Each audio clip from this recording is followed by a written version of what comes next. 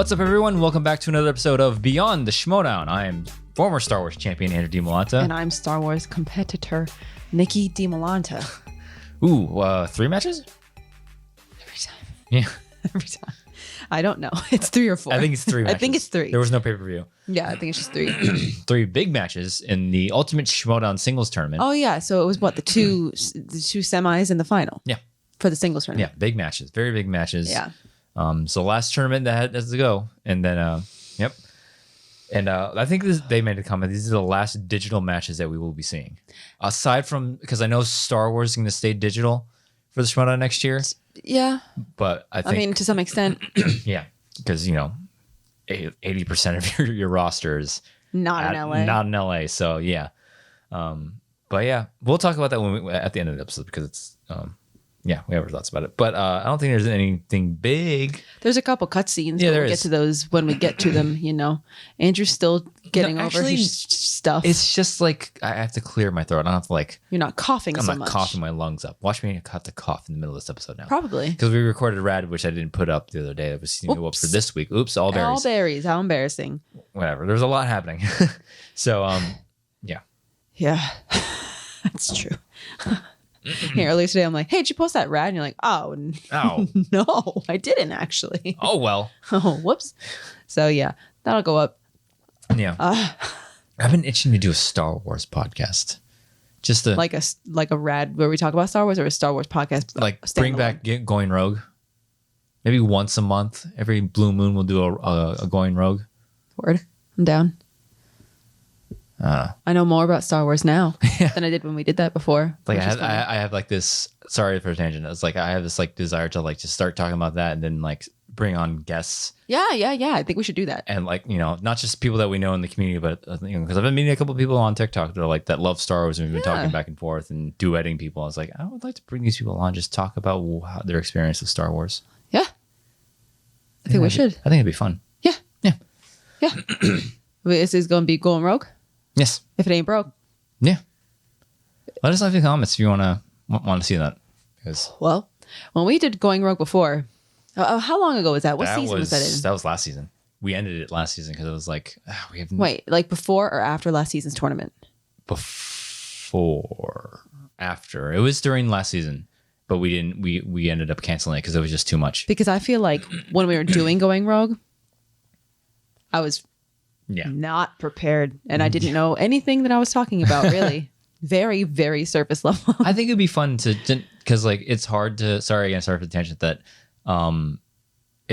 coming up with topics about Star Wars, but I think bringing on people and just talking, just letting it go wherever it goes. Wherever it goes. Like, hey, how'd you get into Star Wars? What do you love about Star Wars? Yeah, because I think that's. I hinted about it in Rad. Like, I want to kind of switch it up on my my TikTok feed about more original content and celebrating Star Wars is one of those things. Yeah. So, yeah, I'm down. I'm totally down for that.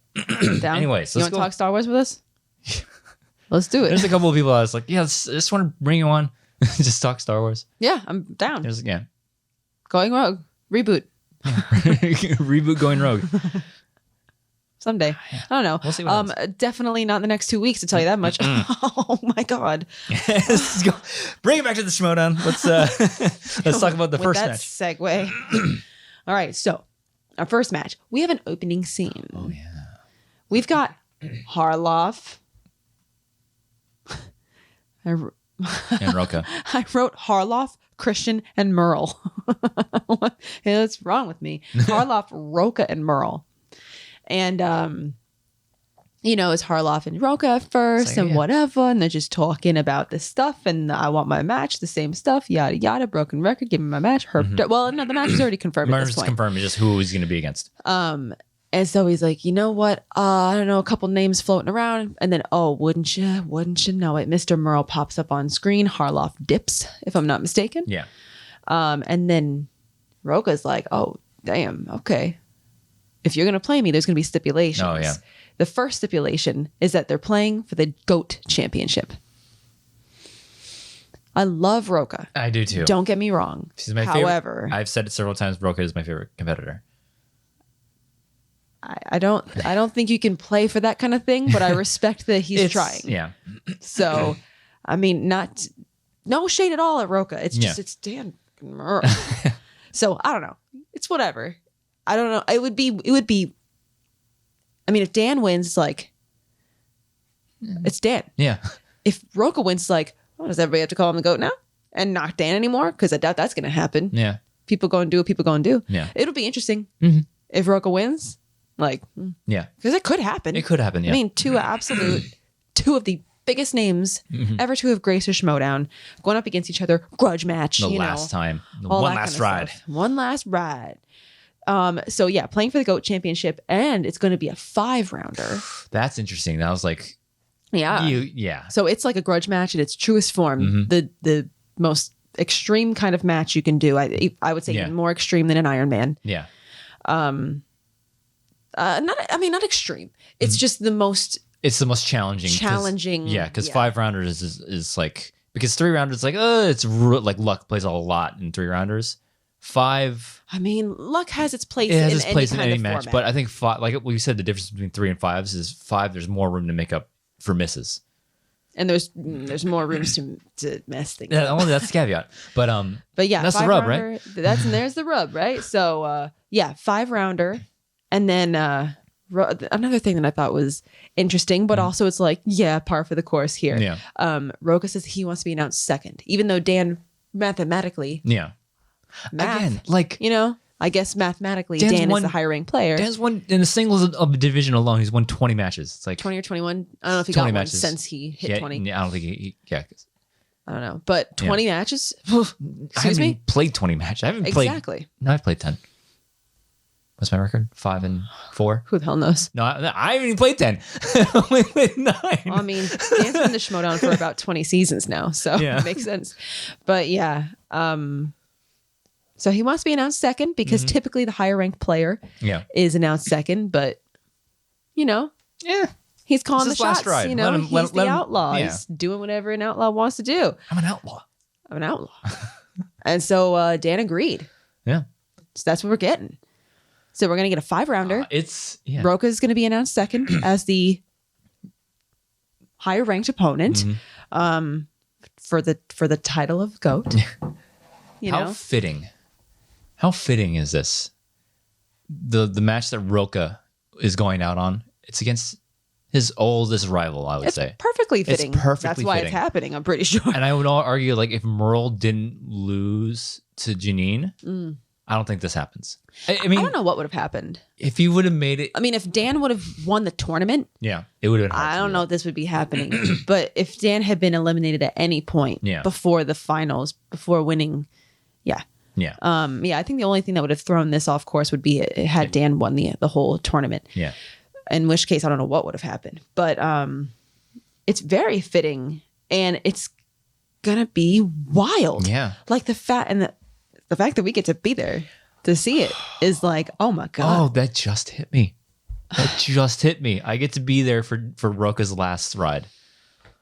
And see him and Dan just absolutely, duke it out on stage. Oh my God. The first live spectacular since COVID entered our lives. That hit me really hard just now. I get to be there for Roca's last match. Yeah, it's awesome. Bittersweet. It's bittersweet, but it's like, it's huge. It's huge. Like this spectacular is the fan in madness. me is going crazy right now. Like I get to like my own experiences with Roca, like being on Faction with him and meeting him for the first time in Orlando and all that stuff is like the fanboy in me is like, it's gonna be magical, tremendous. So, and I honestly, at this point, I don't know which way it's gonna go. I don't know who knows? I don't know. I mean, I feel like a lot of people they tend to favor Dan because why wouldn't you? Yeah, it's Dan Merle. Yeah, but it's also John Roca. So it could go either way. So and we don't do picks as we've always said because it's kiss of death. So I don't know which way it's gonna go deep down. I really don't. Yeah. But I'm excited to see it. I'm excited to see it with my own 2 eyes, breathing the same air. So, I mean, that's gross, especially with COVID. Yeah. But you know what I mean. Metaphorically, the same air. But yeah, it's gonna be good. Yeah. And I can't wait. So moving, and we haven't even started on the first match. Oh my God. Oh my God. Okay. 10 minutes in. So our first match, we have. Oh man. We got William the Beast Bibiani of the Mercs, Quirky Mercs, versus Downtown Griffey Nooms of the Finstock Exchange. Round 1. They both missed The Unholy. Mm-hmm. I don't know if the was supposed to be in there, but I have typed it in there. Something about Jason Bateman. Something about a movie release date. Holy geez. 3 questions that they both missed. Yeah. And I don't think that that's a testament to them not being prepared. I think it's a testament to the questions. Yeah. Oh my God. These questions lately, I thought it was just Star Wars that was getting stepped up. But these last couple of matches in the singles tournament have been like, oh my God. Like, damn, glad I'm not a singles player. And then Griffey missed Man with the Iron Fists. Oh, yeah. He would have gotten it if it was Man with the Diamond Hands. I don't think that's a movie. Round 1 ends 4-5 in favor of Bibbs. 4-5. 4-5 in 8, because 8 questions. So. That's insane. Absolutely insane. Especially players of this caliber. It's like, whoa. We're terrible barometers for singles questions. But when you can throw me a round 1, if you told me... Didn't Griffey miss like the first 2 or 3 questions? I don't know which ones he missed. But if you told me that Nooms and Bibbs were playing a match and that the final score at the end of round 1 would be 4-5, I'd say you're out of your effing mind. Yeah. But yeah, man, these questions, I can only imagine that it's a testament to the question difficulty and not... Because I feel like some people will probably be like, wow, they really, they're just not, they don't care, they're not prepared, blah, blah, blah. No. I think it's just the questions are harder. Round 2. Nooms got opponent's choice. He gets given Star Trek. Ooh. I was scared of this choice by Bibbs and Coy. Yeah. Because I was like, Star Trek on the wheel. It's a random IG category. Exactly. And I assumed that it's not a category Bibbs put on the wheel. Yeah. I could be wrong. But I assumed it wasn't one of the ones Bibbs put. And then logically, I would think, this is a random IG slice. They're not just going to throw that on the wheel willy-nilly. Somebody had to put that there. Again, could be wrong. I don't know. So I was like, what if Nooms put that there? What if he's been like studying up on IG because he got, he got hosed by Harry Potter one time in a round 2. What if he's been studying up?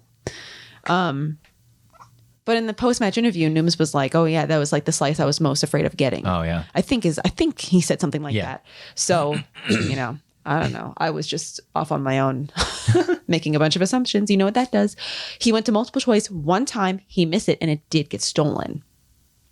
Bibbs goes, he spins Drew Barrymore. Multiple choice, one time, got it right. I believe it was the one about 51st dates and she likes waffles. Yeah. And whatever. So by the end of round 2, it's 10-13 in favor of Bibiani. Round 3, 2-pointer for Nooms, 1970s. Who starred in 1970s films? The 1970s films, Deliverance, The Longest Yard, and Smokey and the Bandit. Burt Reynolds himself, R.I.P., got it. Eastbound and down. Eastbound and down. That's what I was, in my head, I was trying to think of it. All I could think of was Over the Top. Yeah. Eastbound and down. 3-pointer for Nooms. Action adventure. How many films were released in the Taken franchise starring Liam Neeson? 3. I didn't write if he got it or missed it, but I'm going to assume he got it. Yeah. 2-pointer for Bibbs. Black Cinema. Who wrote, starred in, and directed 2014's Top 5? Chris Rock. Got it. 3-pointer for Bibbs. Comedies. What 2004 comedy featuring Gary Cole and Justin Long features the line, "Nobody makes me bleed my own blood"? Nobody. This is a painful miss. This hurt. This really hurt because I only know this line from this movie. I feel like people that full disclosure and no shock at all, I haven't seen this movie. But I've heard our friends quote this line so much that I was like, oh, I think it's Dodgeball. It's the kind of quote that if you've seen the movie, you're like, duh. It's in that's the trailer. A 2-pointer. It's also in the trailer too, so. But if it's not a movie that you're fond of, if it's not a movie that, I don't know, maybe he hasn't seen it, or I don't know, he did miss it. He said that he associates that line with The Simpsons. Yeah. Because I guess they said it on The Simpsons, but I was never a Simpsons watcher growing up. My parents didn't want me to watch it because they thought that Bart was a smart mouth. Me too. And they didn't want me to pick up his bad ways. Yeah. So I wasn't really allowed to watch The Simpsons growing up. And I never got into it as I got older. I was kind of like, I don't know. It's on Disney Plus. We might as well watch it. No, I'm good. I don't have any desire to. Some people are like super into it, but I have no desire. No, I've never been into Simpsons. But yeah, I guess he said that in his mind, that's where he associates it. So his brain didn't instantly dodgeball. So that's what happened there, I guess. Unfortunate, but it happens. Yeah. 5-pointer for Nooms. Steven Spielberg. Richard Schiff plays Eddie Carr, a field equipment expert in what Spielberg film? The Lost World, Jurassic Park. Got it. 5-pointer for Bibbs. Remakes and reboots. Dr. Rodrigo Santoro plays Jesus Christ in this 2010's remake. I believe he said Ben-Hur. Got it. 20-20. Now we head into sudden death. Question 1. Something about Dumb and Dumber. A line from the movie. Just when I thought you couldn't be dumber. Any dumber. Something like that. You could do something like this and totally redeem yourself. Love him, boy. Haven't seen it. They both got it right, though. Question 2.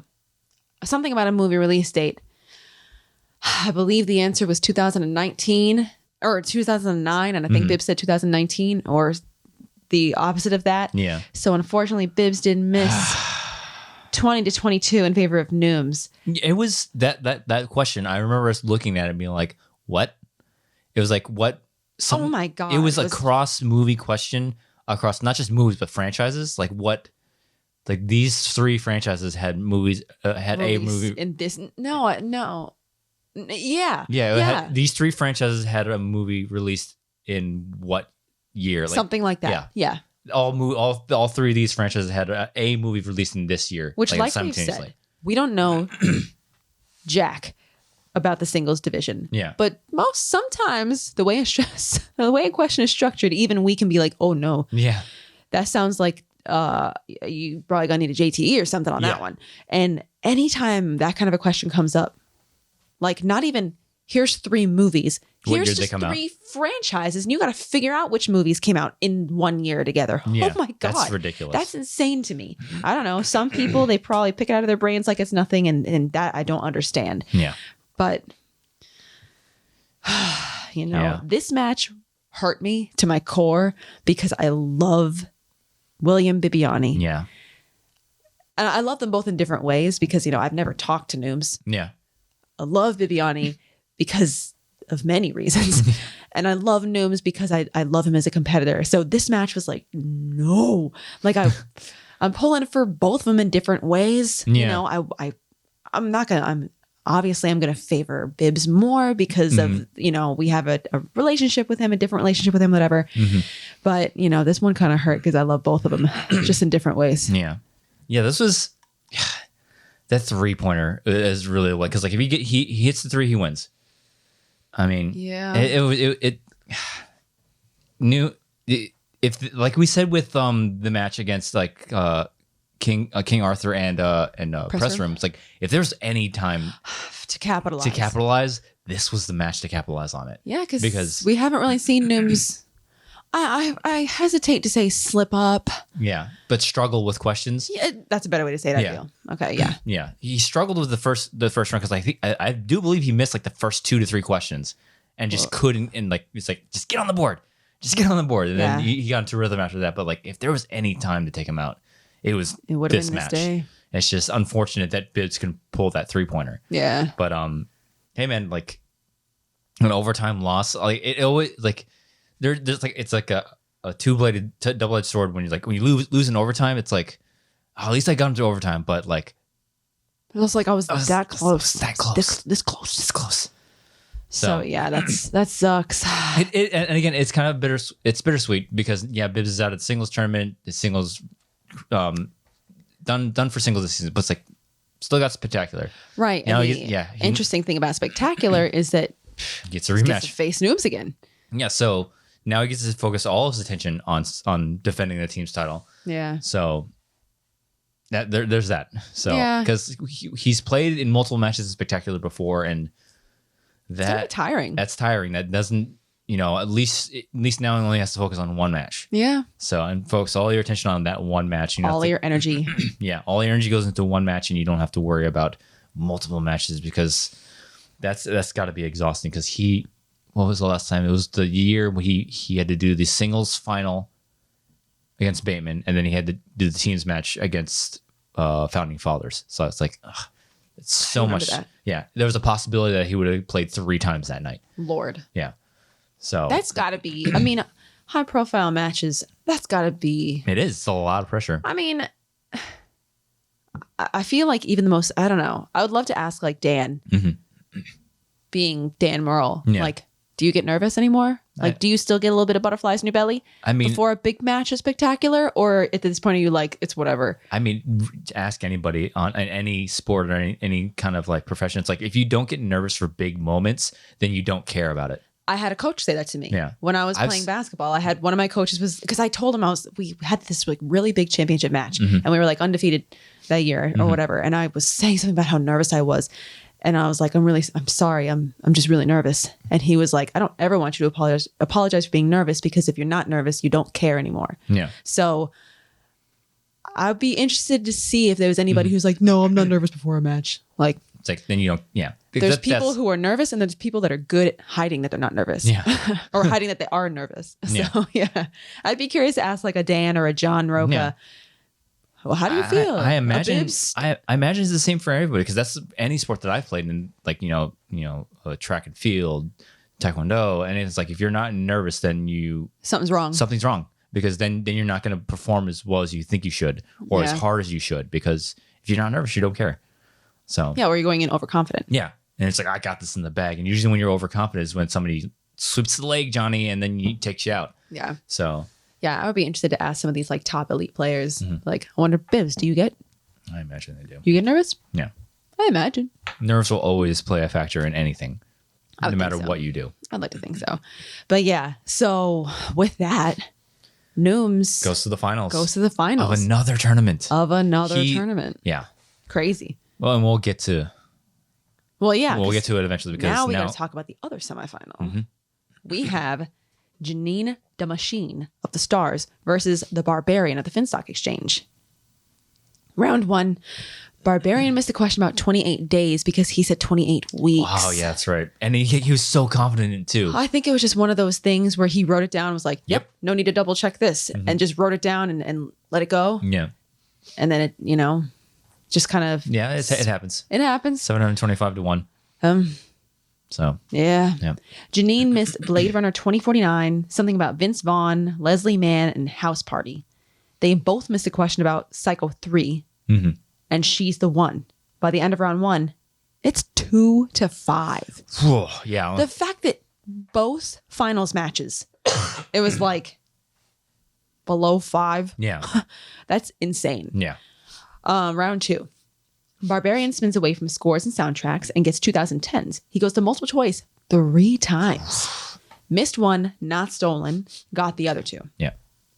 Janine spins away from crime, gets spinner's choice, decides to take Tyler Perry. Multiple choice once, got it. Now we're 9-9. Tied it up. Round 3. 2-pointer for Barbarian. Biopics. Cynthia Erivo? I guess. That's what's written here. Received an Oscar nomination for playing a famous freedom fighter during the U.S. Civil War in what 2019 biopic? Harriet. Got it. 2-pointer for Janine. 1990s. Who plays Melvin Udall, a bigoted, obsessive, compulsive writer in the film As Good as It Gets? Jack Nicholson. A classic movie. No, absolutely. Got it. 3-pointer Barbarian. Family films. What family movie franchise has entries titled Dog Days and Roderick Rules? Diary of a Wimpy Kid. Got it. 3-pointer for Janine, 1980s. Who starred in, produced, and directed the 1986 war film Heartbreak Ridge? Clint Eastwood. She did miss it. So we got to stick with her for a 5. Man, she got 90s for her 2, 80s for her 3, 70s for her 5. You'll find the characters of Noah Cross, Lieutenant Lou Escobar, and Hollis Mulray in what 1970s crime film? I don't know. Chinatown. She did miss it. So with that, 11-14 in favor of the Barbarian. Moving on to the finals. This is a rough match. It was. It's a very rough match. It very much was. Because usually in matches we're like, oh yeah, if you just would have done this or you just would have done that. This is for both of them. It was she was missing a lot in the first. He missed a lot in the second. She missed a lot in the third, and it was just like back. Usually, it's like the back and forth. It's like, oh, he misses, then she misses in the first, or she misses one in the second, or she checks down too many times. This was just like, well, to be fair, he only missed one in the second. Yeah. It wasn't stolen. He just checked down a couple more times. Yeah, and that's what I'm saying. It's like, but yeah, it was round one, she missed out on more. Round two, he checked down more, so it equalized by the end of round two. Yeah, but yeah, man.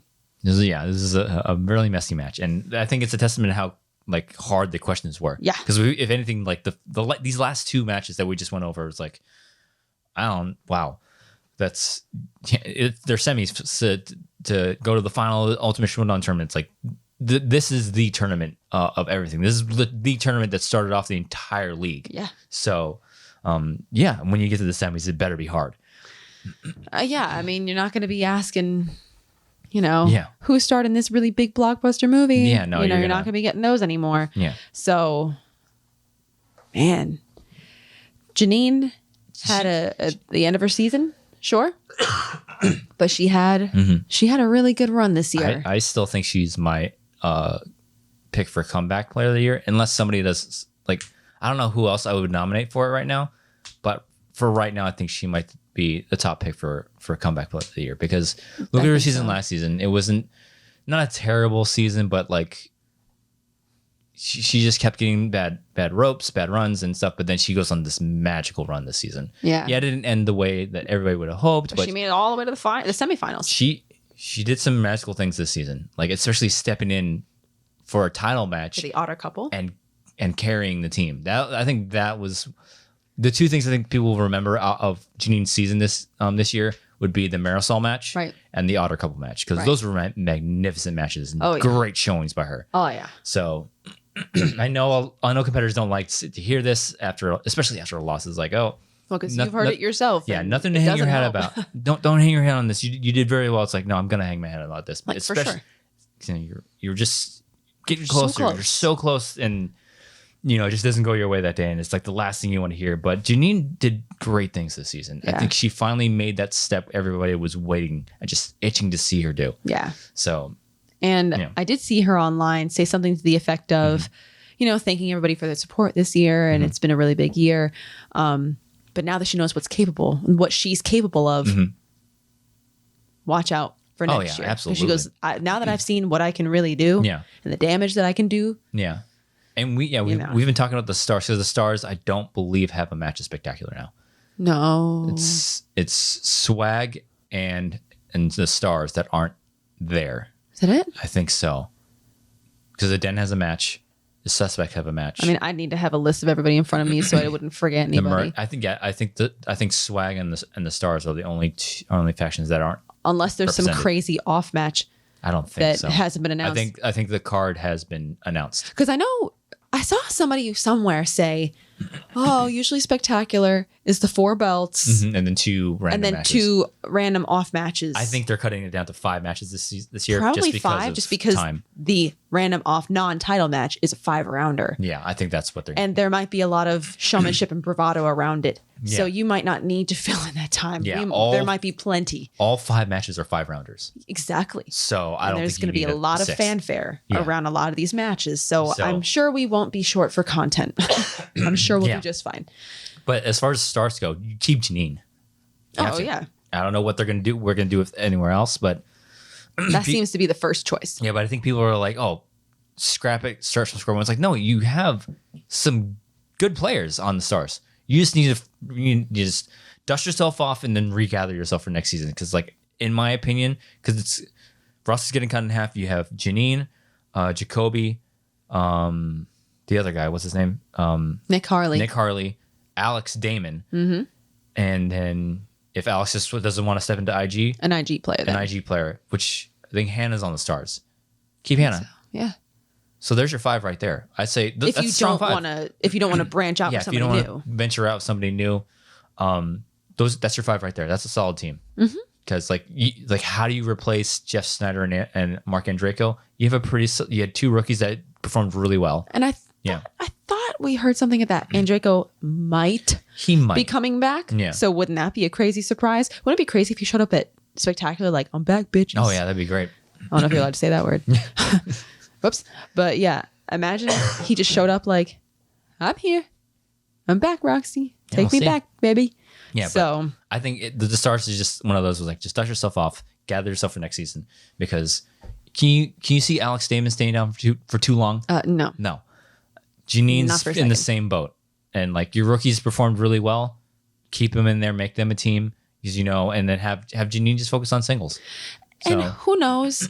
Maybe Janine might have a more abbreviated pathway to the belt at the beginning of next season, considering how far she made it in this tournament. Exactly. I don't know how all that stuff works exactly, but I imagine after this performance in this, I don't know, 100 billion person tournament, and she made it to the semifinals. Yeah, that's a good, I would like to think somebody who made it that far in a tournament might have a shorter path to the belt. Yeah. Something. Yeah. To show for it. Yeah. Maybe like 2 matches and then you're in a number one contender match. Maybe. So yeah.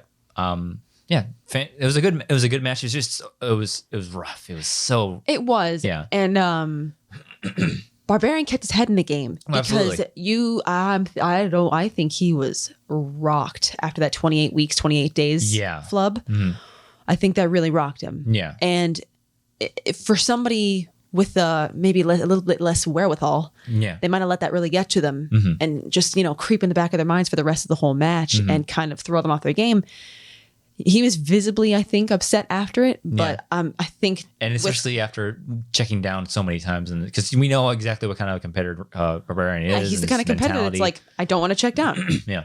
And if you do, it's like, I shouldn't have needed that, you know, as a lot of the greats do. Yeah. So, but I really respect the fact that that kind of a miss, he didn't let it, he just let it, sucked in that moment. You know what? I got to keep on moving forward. Yeah.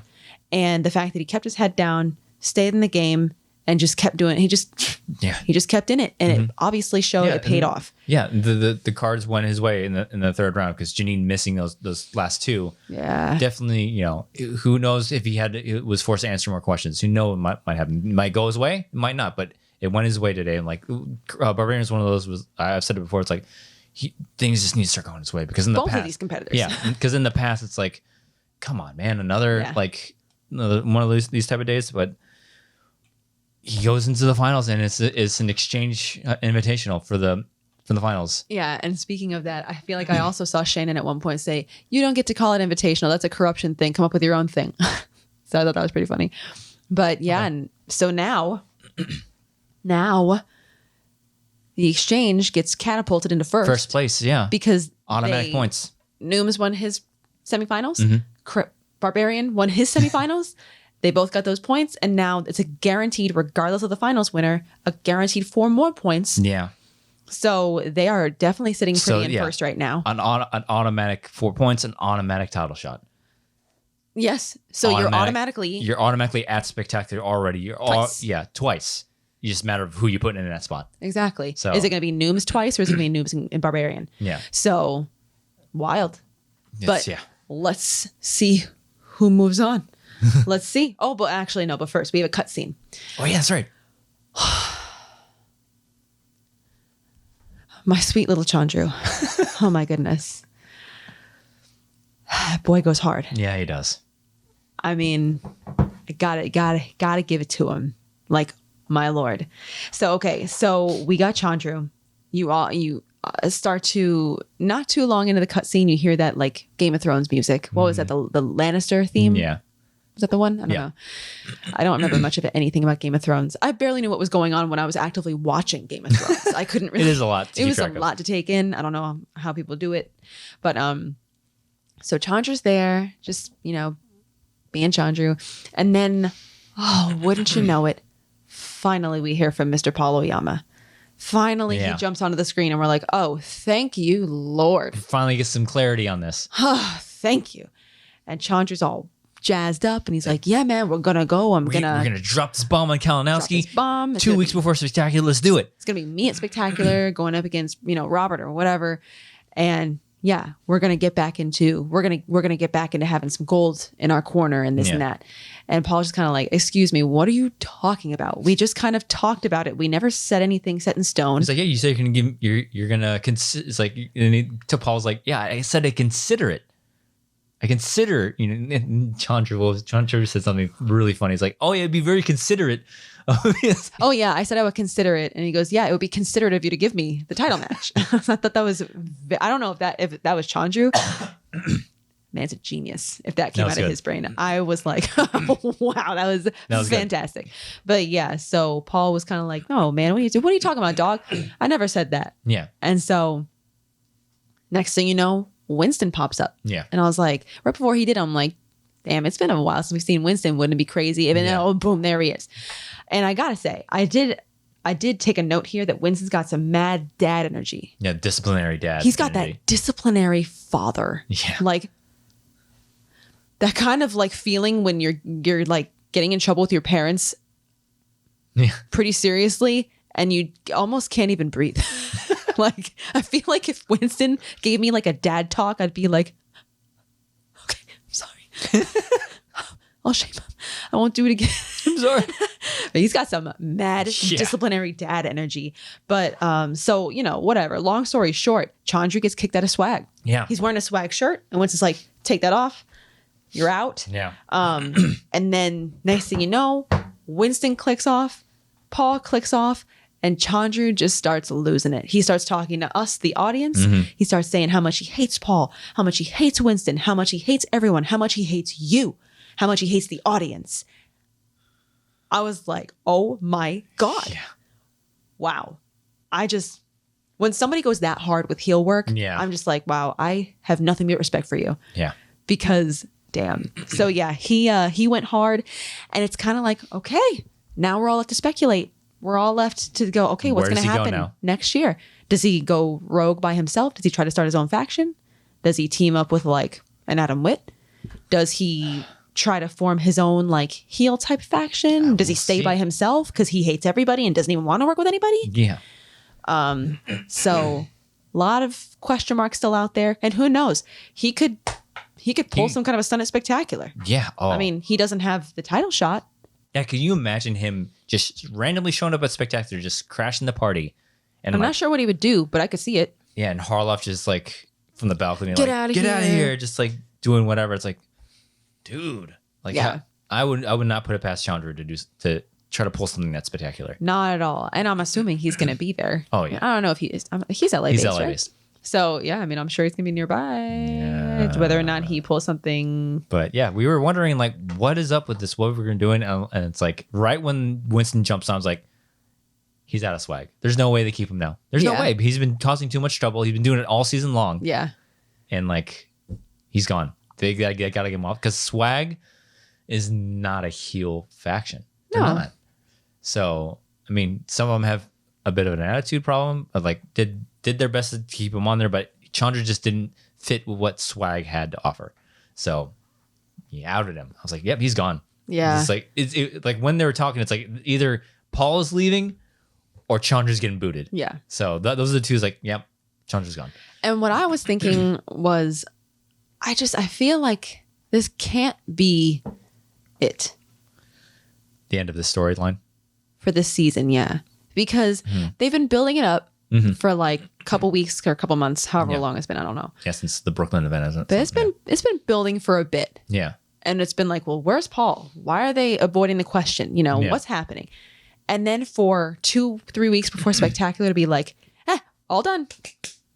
Yeah, this can't be the end. I just don't feel like, I feel like there could still be a little bit more to be had at Spectacular. Because it would be just so odd to build up this big, tense thing, a title shot. It's huge. Yeah. To be building it up and then just, all right, thank God we got that out of the way before Spectacular. And it still begs the question, what is Paul going to do with that title shot? He has until next free-for-all to use it. Maybe we hear something about it at Spectacular. Maybe Chandra comes out and just absolutely spirals into madness. Yeah, maybe. Even further at Spectacular. Who knows? Maybe Paul comes back and it's like, all right, I get the winner of this match. Start of the season. Yeah. Your next, like if Marisol defends, like, all right, guess what? Your next defense, Paul Oyama. Yeah. Or Noom's. Oh, sorry. Oh no. Spoiler alert. Sorry. So whoever wins that match is like, all right, you get me next is the next matchup. Yeah. I don't know. I'm not like calling it, but like I'm just saying I would not be surprised. Yeah. If something with this crops up at Spectacular. It it feels weird for it to just be like, oh, okay, all done right before Spectacular, perfect timing. Yeah, I just feel because I never believed for a fact Chandru was going to go in a title shot 2 weeks before Spectacular. No, there's no way that's going to happen. No, absolutely not. Because you want to end your last match before Spectacular is the Ultimate Schmoedown final. Right. That's the one you have to end on. Right. We'll see soon enough. We'll see. So our finals of the singles tournament, the final normal season match, right? Regular season match. Mm-hmm. We have Downtown Griffey Nooms of the Exchange versus the Barbarian of the Exchange. Round 1. Nooms missed something about Michael Douglas. Barbarian gets a perfect round 1, but he did miss the bonus. 7-8 in favor of Barbarian. Round 2. Barbarian spins away from Lucasfilms, gets 2010s. Multiple choice twice. One was missed and stolen. The other he got. Nooms spins away from Hitchcock, gets Eddie Murphy. Huge 2-point miss. Oh, yeah. That was stolen. Multiple choice missed. No steal. Ugh. 12-15, Barbarian. Round 3. Hitchcock is spun. The one Nooms just spun away from. Yeah. Maybe he's feeling a little bit shaky because of that. Those misses were big. Well, granted, he spun away from Hitchcock, but maybe he's still like, So he only bet 1. Barbarian bet 3, but they both got it right. 13-18 in favor of Barbarian. Round 4. This fast money. That's right. It was fast money. Yeah. Barbarian passed on 5. Missed 2. Nooms passed 1. Missed 1. Oh my God. Now we are 19-20 in favor of Nooms. Oh my God. Round 5. 2-pointer for Barbarian. New releases. Who plays the lead role of a man who goes by the name H in the 2021 crime film Wrath of Man? Jason Statham. Got it. 2-pointer for Nooms. Westerns. Lawrence Kasdan directed this 1985 Western film starring Scott Glenn as Emmett, who assembles a group of misfit cowboys, including Kevin Kline and Danny Glover. Silverado. Got it. 3-pointer for the Barbarian. Black Cinema. Robert Duvall plays Lieutenant Frank Grimes alongside Denzel Washington in what 2002 film? John Q. Got it. 3-pointer for Nooms. Musicals. A girl group consisting of the characters Crystal, Renette, and Chiffon sing the title song in what 1980s musical film from... I just short-circuited a little bit. This is what 1980s musical from director Frank Oz? Little Shop of Horrors. To which Nikki replies, Frank Oz is a director? It's like, yeah. I thought he was just Yoda. No, he's directed several films. My bad. 5-pointer for the Barbarian. Family Films. Which Oscar-winning actress plays the Central Park... Oh, what a question. Yeah. Which Oscar-winning actress plays the Central Park pigeon lady who Kevin befriends in Home Alone 2, Lost in New York? How do you get lost in New York? It's a grid system, mother... Brenda Fricker. What a question. Oh my God. I feel like you know the face, you know the character. We all know who they're talking about. And I feel like I've looked her up like last Christmas or the Christmas before. Like, wonder who plays this friggin' pigeon lady. I mean, I didn't remember for a second what her name was. Yeah. Unfortunately, he did miss it. 24-25 in favor of Nooms. And again, for the 3rd time now. If there's a day. You get, Press Room versus King Arthur. You get Nooms versus Bibbs. You get Nooms versus Barbarian. If there was any day to take out this hotshot Nooms kid, this would have been one of those days. But, I mean, it's no surprise and no secret that the speed round was what happened here. That was a heartbreaking speed round. Because, going into that up 5, you're feeling good, and then you just pass. Oh, God, pass. It's like...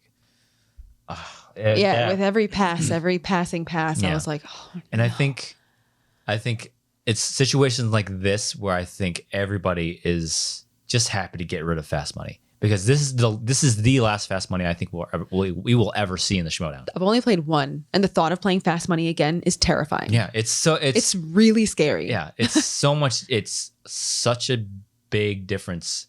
It's a different rhythm than the buzzers. There's half the amount. The buzzers are half the amount of questions. Mm-hmm.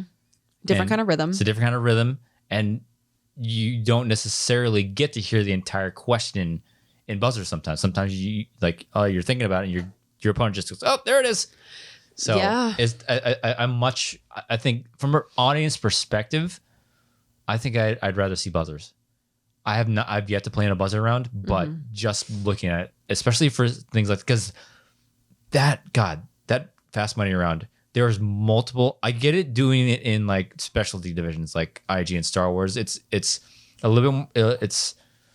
You can prepare more for those cross movie questions a bit more, but in singles, why are you putting so many cross movie questions in a Fast Money round? Those questions seemed brutal. Yeah, I don't know anything about anything with singles and teams, but those questions seemed brutal. Yeah. All those like, what person started in this, and this? Yeah, there's like 3 of them back to back.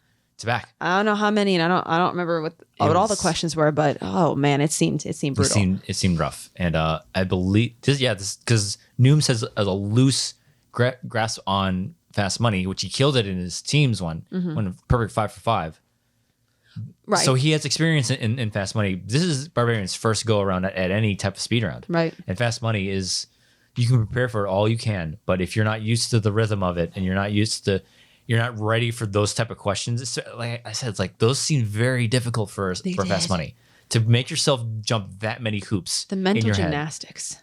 Especially those cross movie ones are the ones you got to like stop and think about. Like, I don't know. I feel like 1 or 2 of those questions seem like the kind of question where it's like, no, I'd probably need the full 15, maybe a JTE for this one. Exactly. Like that's rough. Yeah. So it was heartbreaking, especially because, again, Barbarian's one of those, like, it's gonna be his time one of these days. One of these days, he's gonna blow through everything. And for him to be up the whole match until that round. Yeah. It was like, you can see it all over his face. Like, you don't need to, like, just look at him. Yeah. It sucks to lose in that fashion. Yeah. So, I mean. And this was another match. Just like, Bivs Nooms. I love both these guys. Barbarian is a great guy. Yeah, and he works so hard. I know how hard this guy works. I know firsthand. He told me his like last season what his strategies were. I'm like, dude, how do you have time for this? And this is the kind of match where I would be ecstatic for the winner and heartbroken for the loser in either outcome. Yeah, I'm a little more heartbroken for a Barbarian because I know firsthand how bad he wants it and how hard he works for it. Yeah, Nooms already has a title shot. So it's kind of like if Nooms would have lost, it's like, oh, well. I'm still spectacular. And, it's like, this is just icing on the cake at this point. Because now for Barbarian, I think it would have been, God, I would have been so happy for him to finally get to work. Because everybody's, when he came in, it's like, oh man, this guy's another, like, Ethan Irwin, William Bibiani type of player who knows so much about, like, people will talk about how much he knows. Yeah. So and it's just it's just a matter of time before he holds the belt. And it's like he just keeps hitting road bumps, like all over the place. But like we said with Janine, I think like usually the loser of the tournament is their next match is a number 1 contender match. I wouldn't be surprised. And it's usually like the loser of the title match, but I don't think that's the case anymore. But either way, I think his path to the belt is definitely going to be abbreviated. I would think very, very short. So I imagine his next match, number 1 contender match, right off the bat, and I wouldn't doubt that whoever he goes up against is going to have a lot to handle that day. Yeah. So yeah, that was a really, really, really rough loss. I am heartbroken for Barbarian. At the same time, I'm happy for Nooms because that kind of a story. Craig, I think, also has a bid for Comeback Player of the Year. Yes, that's another. I'm sorry, Barbarian. My bad. Sorry. I do think Barbarian has a bid for Comeback Player of the Year for sure. But Nooms, I would say, regardless how spectacular it goes, Rookie of the Year. Rookie of the Year. Easy he won choice. 2 tournaments. Easy choice. In the span of in the same month, basically in the same almost the same week. I would venture because I don't know when these were taped, but within the same month, he won 2 tournaments. And that's unheard of. I mean, I know how spaced out. I mean, first of all, I was only in an 8-person tournament. Yeah. I know how spaced out my matches were, especially the last 2. Yeah. I can't imagine how many matches he had in a compressed amount of time, maybe even between both tournaments. That's right. Lord. So I don't know. Yeah, no, I think he is an absolute shoo-in. I don't think there's any competition. I don't think anything that happens at Spectacular, he could lose both of his matches at Spectacular, regardless of what happens with the Star Wars match. I think he's the Rookie of the Year. So there's no arguing that anymore. It's like, he can lose both matches, and depending on how the Star Wars match goes, like there might be a little bit of arguing, like who. I mean, still in my eyes, even if people are waiting for the Spectacular results, the top 3 are you, Thomas, and Nooms. But in my opinion, it's Nooms. It's Nooms. How do you? Dude's 10-0. Yeah, over both divisions. I think, which is insane. Yeah, I think he just did the same thing that Collins did last season, where he went like, I don't know, what is it, 6-7-0, 6 or 7-0. Yeah, he just tied. It was like 6-0 in the tournament. Yeah, and on top of that, he won a teams tournament, which. If we're drawing comparisons between, phenom rookies, him and Adam Collins. Collins didn't do that. Collins didn't do that. Yeah. Which is no slight against him. It's just like Mooms did, though. Yeah. So I think he's a shoo-in. Regardless, he could lose both matches. But, I don't know. He's going to be Marisol Nooms, King Arthur Shazam. Yeah. Oh, my God. And depending, because we know the card, we just don't know the order. Could you imagine if the teams in the singles title are back to back, which I don't think they would do that to him. I don't think they would. I hope they wouldn't. That would be because that was like, could you imagine if like he goes in and it's like, oh, team's title right after is a singles title. That would be exhausting. Come on. I mean, depends on the person. Some people might thrive on that. Somebody like Nooms might thrive on that. Yeah. Especially if you win the first one and you go in hot into your second one. So he might thrive on that. He has a lot of opportunity to make history right now. He can be the first rookie to ever hold the singles and the team's title simultaneously in his rookie season. And that would make him 12-0 across 2 divisions. There's only one. There's been plenty of double belt champions, but there's only been one person who's held the team and the singles title at the same time. And it's Sam. Yep, your manager, Sam Levine. Precious. But yeah, no. Oh my God. Yeah. This is a big spectacular.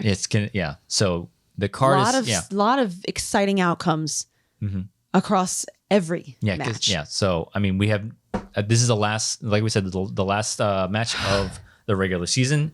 All that's left now is to settle the scores at Spectacular and the cards. Just listen to this card. Like I'm so glad we're going to this one because for the last ride of John Roca. So I'm so happy that we're going to be here for this. It's John Roca versus Dan Murrell in the quote unquote GOAT match. Grudge match. Grudge goats. Grudge goats. It's like that in itself is like a main event by itself.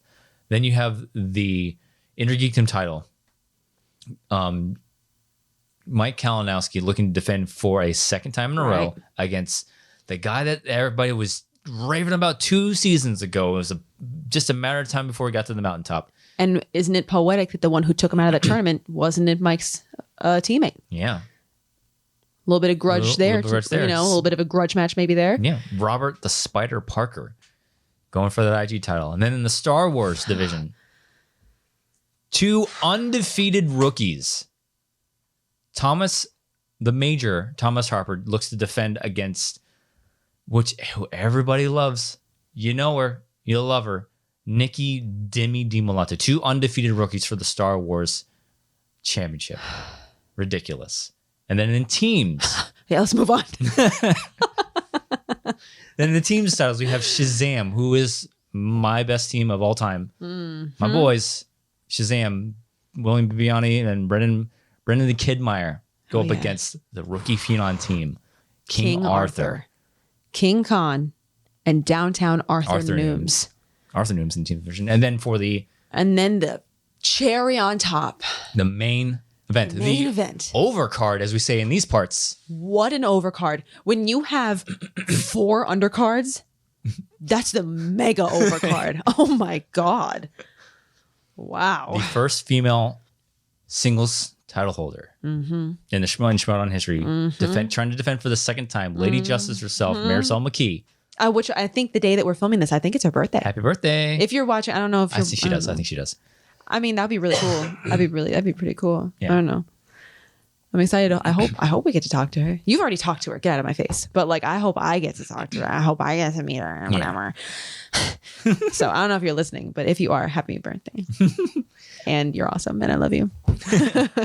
But she looks to defend for the second time against the rookie of all rookie phenoms. One of the best rookies I think we've ever seen in the movie series. Gotta be. He has to be. Gotta be. Downtown, Griffey Nooms, the undefeated rookie, looking to just take it from. I'm just getting like chills all over my body thinking about this whole thing. This whole thing is just going to be amazing. Like, I can't wait to see him. I mean, the both of them. I can't wait for her to come out. I'm assuming she'll have her blindfold thing. She's going to do her thing, courts in session, you know, all that kind of stuff. Lady Justice presiding, and then he comes out and he does his in front of list. The crowd's gonna lose their minds. God, can you imagine if this was wrestling? He would come out in front of the kiosk, and then he would go, boom, and fireworks. Can you imagine that? Oh my god. Oh my god. It's gonna be wild. If you have any opportunity, five round matches. Yeah. Unheard of. There's somebody in the Facebook group who can't go, and they have I think they have like a ticket or 2 tickets or something like that. And they said that they didn't have any people show interest.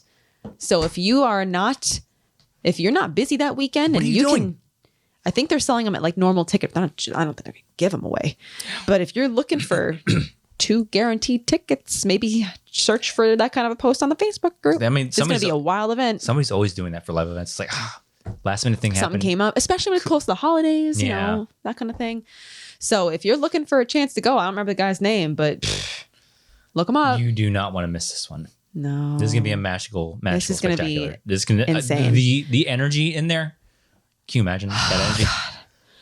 Like, I'm really excited, terrified, but also really excited. Like, I'm gonna need to bring like 10 pairs of pants because I'm just gonna be peeing them all day. Because I'm gonna be sweating. I'm gonna be nervous. It's gonna, but I'm also at the same time really excited. Yeah, because the fans in us are just gonna be like, God. I mean, it's our first spectacular. Regardless of the outcome of my match, I'm not last. So at least at some point, I get to kick back and watch a match with no stress. Have a couple drinks. You know? You bet your ass. Yeah, for sure. I don't know if the Globe sells drinks. You better have Truly's in there. You better have something. # Truly sponsorship. Yeah, come on, Truly. Work on it. You know you want to sponsor us. Because, and if they do, send us a box. I mean, like we need it. We looked at her refrigerator this past week because I hadn't been drinking as much as I normally do.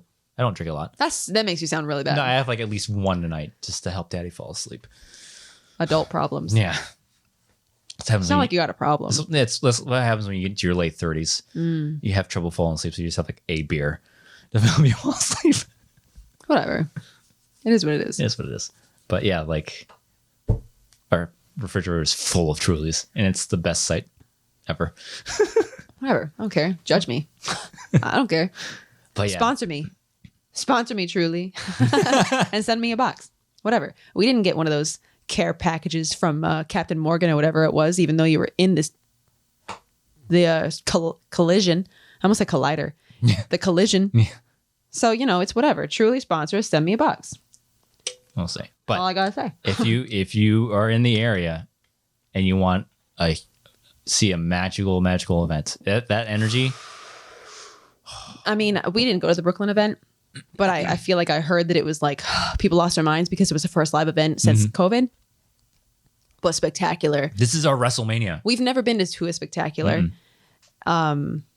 So, but I can only imagine that it's in that theater. That theater is awesome. It's a nice looking theater. Looking at the when they were at for free for all, just looking at it on screen is like, oh, that looks so good. It's Christian and Mark in the Muppet in the Muppet box. You almost said the Lincoln seats. Yeah. Boom! Too late. Too late. Too soon. But yeah. Well, yeah. That's it for the regular season. That's it for, except for a handful of Star Wars matches here and there. That's it for digital. Oh, it's digital. That is it for digital. Now, I mean, I feel like we've had this conversation before, but like digital has had its place. I mean, it had to. It had to. They had that early no Schmoedown. Yeah, like every other place in the world had to pivot to survive COVID. Lord knows I had to do it. Mm-hmm. So digital. Yet I'm tired of digital as much as a lot of people are. It's just competing in digital, watching digital. But magical things have happened over digital. 5150 happened over digital. So Adam Collins, Marisol McKee. Mm-hmm. A lot of successes come out of digital, but I am happy that we're getting back to studio because that is the Schmoedown. It's a different energy. It is. For sure. Like digital, it was a necessity. Christian didn't want to do it. He just had to do it. Yeah. And I know that, I feel like he's been getting a lot of flack lately. The man's trying to run a business and he's trying to do it the best way that he thinks is the best way. Yeah. And, gotta cut him a little bit of slack, give him a little bit of grace. He's just trying to do what he thinks is best for his brand.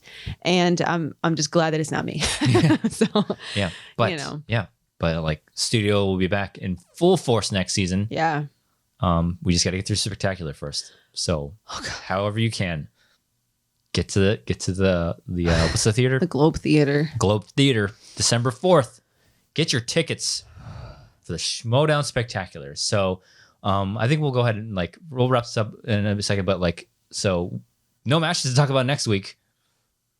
I mean, we might take off because of Thanksgiving. We might record early. That's what we're gonna talk about. But also the week after, the Beyond will be late. It'll be on Tuesday instead of Monday. Yeah. Maybe in Wednesday. Well, because we typically film on Sunday night and then it goes up on Monday. But the weekend of Spectacular, we're going to be, I don't know, in Los Angeles. Yeah, we won't get back till late Sunday. We get back late Sunday night. Yeah. Definitely not going to have the time or energy to record. And it is what it is. It is what it is. So we'll record on Monday and try to get up as soon as we can after we get back and rested from our flights and stuff. So that's that. You excited? I think so. You're gonna do great. Oh boy. Do you think they'll let you bring drinks on an airplane? No. Oh no. What am I gonna do? We'll figure it out. Anyways, we'll go ahead and wrap up here.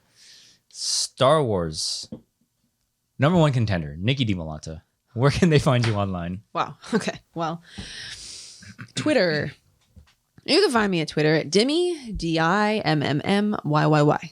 As for me, you can follow me on Twitter and Instagram at Drew Dimalanta and on TikTok at Rogue Leader Drew. Get me to 2,000 at least right now. I'm like at 1,700, close to 18. But so close. Get me to 2,000. Again, 5,000, I'll do the Turk dance. You listen to this on audio form. Please follow the feed and rate us, please. Oh, yeah. Sorry. Oh, God. And if you're watching on YouTube, like, comment, subscribe, click the bell icon in the lower right-hand corner. See when we do things on YouTube. Thank you so much for joining us on this episode of Beyond the Schmoedown. We'll see you next time.